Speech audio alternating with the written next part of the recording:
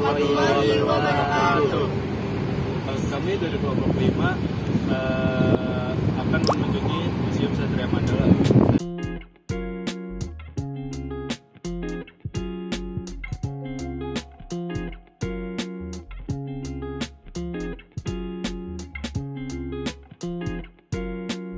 Museum Satria Mandala terletak di Jalan Gatot Subroto nomor 14 Jakarta Selatan. Museum Satria Mandala menyimpan sejarah tentang Tentara Nasional Indonesia.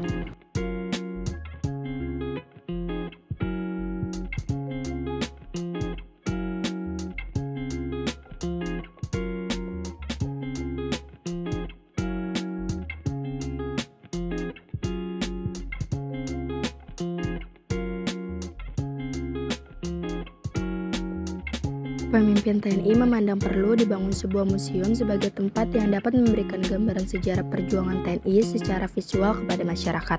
Dengan dasar pemikiran tersebut, pemimpin TNI memberikan tugas kepada Kepala Pusat Sejarah TNI saat itu, yaitu Brigjen TNI Nugroho, untuk mempersiapkan rencana pembangunan Museum TNI. Pembangunan Museum TNI dimulai pada tanggal 15 November 1971 dengan merenovasi dan memugar Wisma Yaso yang merupakan bekas rumah Ibu Dewi Soekarno seluas 56.670 meter persegi, namun baru diresmikan pada tanggal 5 Oktober 1972 oleh Presiden Soeharto. Koleksi utama museum ini berupa diorama, senjata, foto, patung pahlawan TNI, panci-panci TNI, pesawat terbang TNI, kendaraan tempur TNI, meriam, rudal, miniatur alat tempur TNI, koleksi Panglima Besar Jenderal Sudirman, koleksi Letnan Orip Suemarharjo, koleksi Jenderal A.H. Nasution, koleksi Jenderal H.M. Soeharto, dan lain-lain. Diorama adalah miniatur 3 dimensi yang memvisualisasikan berbagai adegan perjuangan.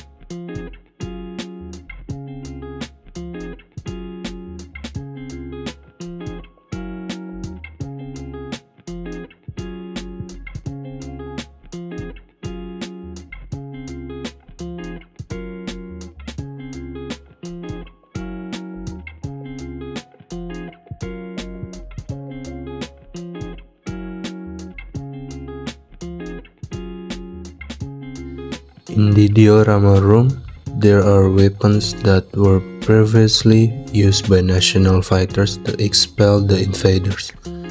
Here there are also weapons including modification of Pemudara, grenade launcher, landmines that look like birthday cakes.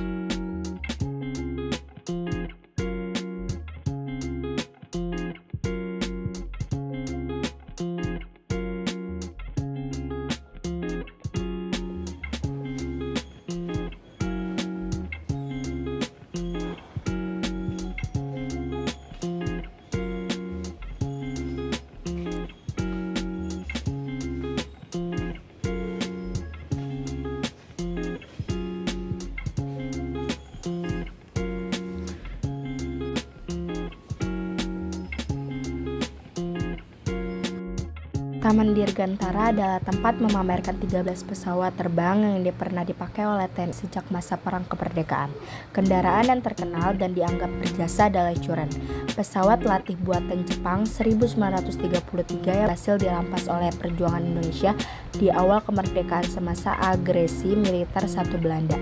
Pesawat Churen yang dikemudikan Suharnoko Harbani berhasil mengebom kedudukan Belanda di Semarang, Salatiga, dan Ambarawa pada tanggal 29 Juli 1947.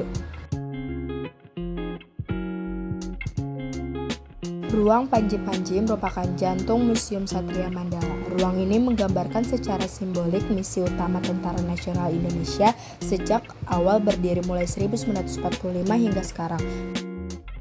Dalam ruangan tersebut terdapat beberapa senjata dan pengertian seperti Proklamasi Kemerdekaan RI, pembentukan Badan Keamanan Rakyat, dan pembentukan Tentara Keamanan Rakyat. Ruang Jenderal Urip Sumoharjo tidak berbeda dengan Ruang Jenderal Sudirman. Di ruang ini dapat Anda temukan lukisan dan foto-foto Jenderal Urip Sumoharjo. Saat itu menjabat sebagai Kepala Staf Angkatan Perang Pertama. Ruang Jenderal Sudirman. Ruang ini memamerkan benda-benda peninggalan Jenderal Sudirman, Panglima Angkatan Perang Pertama. Sebagai pusat dari ruang ini adalah sebuah tandu yang dipakai selama Jenderal Sudirman bergerilya melawan agresi militer II Belanda. Ruang Jenderal Besar A.H. Nasution dan Jenderal Besar H.M. Soeharto. Ruangan ini memamerkan benda-benda milik Jenderal Besar Nasution dan H.M. Soeharto yang terkait dengan peperangannya. Selain itu, dipamerkan pula foto-foto pada masa perjuangan, buku-buku karya keduanya. Dalam ruangan diorama 2 terdapat beberapa diorama yang menggambarkan peristiwa pertempuran yang pernah terjadi dalam usaha mempertahankan dan mengisi kemerdekaan Indonesia yang dilakukan TNI. Di antaranya adalah peristiwa pertempuran 5 hari di Semarang pada tanggal 14 Oktober 1945. Peristiwa tersebut dilatar belakangi oleh pemuda-pemuda di Semarang bergerak merebut gedung-gedung yang diduduki tentara Jepang, khususnya daerah Candi Baru. Diorama yang menggambarkan pertempuran Ambarawa pada 12 sampai 15 Desember 1945. Peristiwa Bandung Lautan Api, pertempuran Bogor, pertempuran Cibadak, dan masih banyak lagi di diorama yang menggambarkan peristiwa lain dalam ruang diorama 2. Dalam ruangan ini juga terdapat ruangan senjata.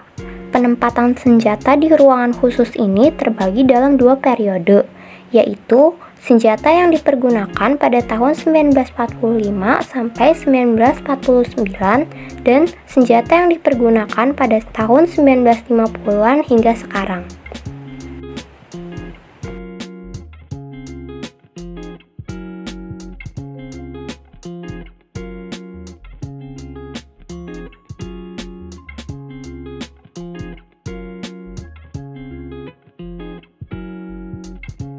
Di sini ada beberapa koleksi kendaraan tempur seperti tank amfibi yang bisa beroperasi di darat maupun di air yang digunakan dalam operasi Trikora, pembebasan Irian Barat pada tahun 1961 sampai 1963, dan masih banyak lagi berbagai jenis tank serta panser lainnya.